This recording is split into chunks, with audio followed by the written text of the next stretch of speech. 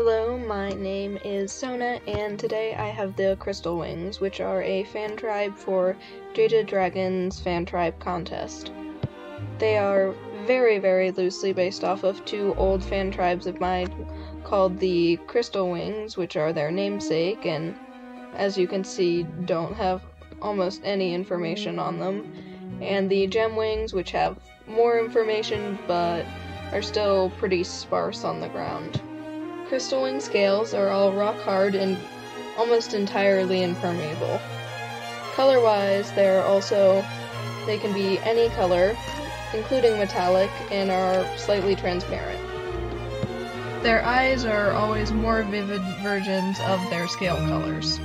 Some unusual traits of the Crystalwings are their levitating hard plates in place of wing membranes, alongside other hard plates, kind of like antennae, and hovering near the tips of their tail.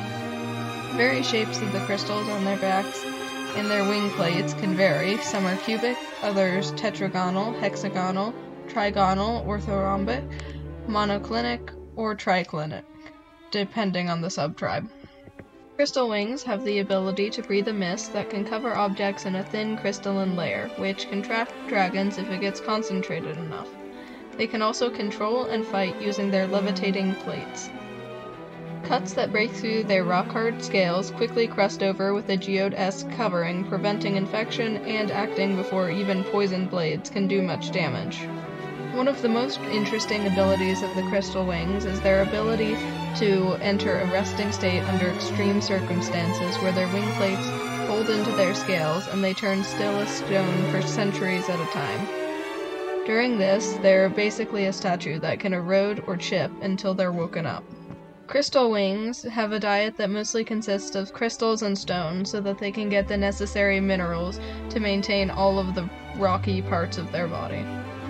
But they will supplement that with fruits and meat as treats.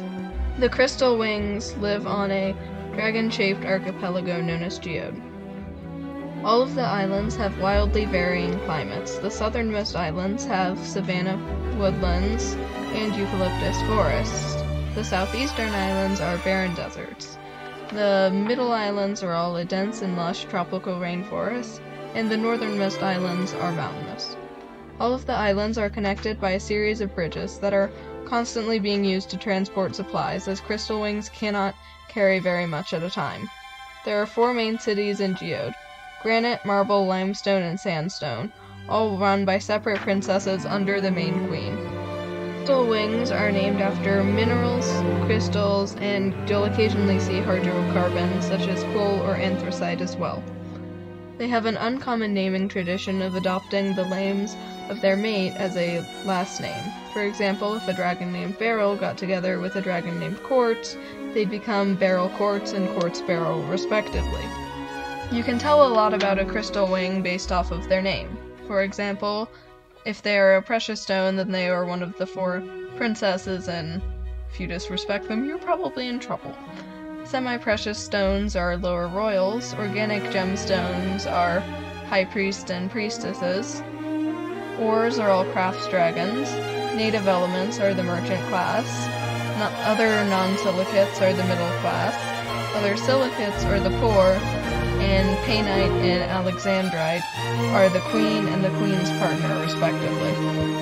Since names are so important in Crystalwing culture, it's not uncommon for dragons to change their name when they move up in the world. The Crystalwings are ruled by a queen painite, as previously stated, which is a title passed down to one of the 4 main princesses: Ruby, ruler of granite; Emerald, ruler of limestone; Sapphire, ruler of marble; or Diamond, ruler of sandstone, though there are often other princesses who rule smaller villages and cities. Along with passing down the crown, the former queen will also gift the new queen her animus magic, the backbone of almost all Crystalwing society, from magically building most upper-class structures to magically changing dragons' crystals to fit with their new names when they move up in the world. The queen's partner, Alexandrite, can be anyone, with many historical queens choosing far outside of the royal family before their crowning. The first recorded Crystalwing history starts in roughly 1238 pre-combination, with their first queen Painite arriving on the archipelago. There have been a few recently uncovered murals showing Painite as a skywing, with paintings later in her rule showing more and more typically Crystalwing traits, which is interesting. And in the last year, there was also an extremely tiny scrap of a document that, soon after its discovery, crumbled into dust due to improper handling. Anyway, that scrap of a document mentioned the Animus Queen traveling with a friend and fellow Animus of some aquatic tribe. The Queen used her Animus magic to help terraform the previously barren islands, even raising a few new islands from the ocean. How exactly the Queen stayed sane after this much Animus magic is unknown. Next, all of the most ancient buildings were created, such as the egg-shaped hatchery in granite. There have also been questions about how exactly the rest of the Crystalwings were brought to the island, since sources are unclear about exactly what happened, only stating that the events before this point were only as told by the Queen, and there's nothing about where the Crystalwings came from before this.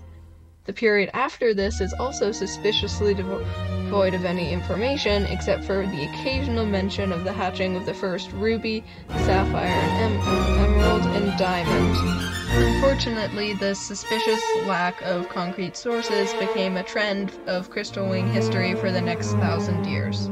The next concrete period of Crystalwing history is the Age of Many Floods.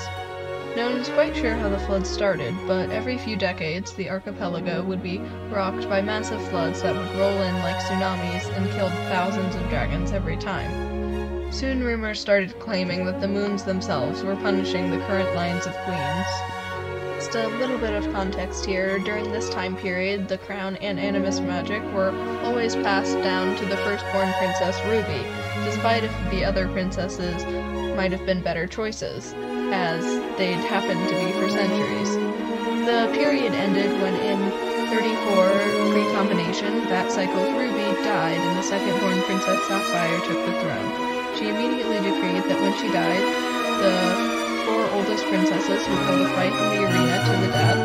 The sister to come out alive would become queen. If all 4 oldest princesses died, then the next oldest princess, who was not one of the main 4, would become queen, and if there weren't any, then any other heir, oldest female heir, would become the queen. And this is how succession is done to this day. Anyway, that's all. I would have made a little bit more history for the Crystalwings, but I was worried that the video was going to run a little long, so I didn't do that. This last character is named Topaz after my birthstone, and I just wanted to make an example of what they look like colored, since I try not to color my rough sheets as a rule. Anyway, that's all, so enjoy the speed paint, I guess.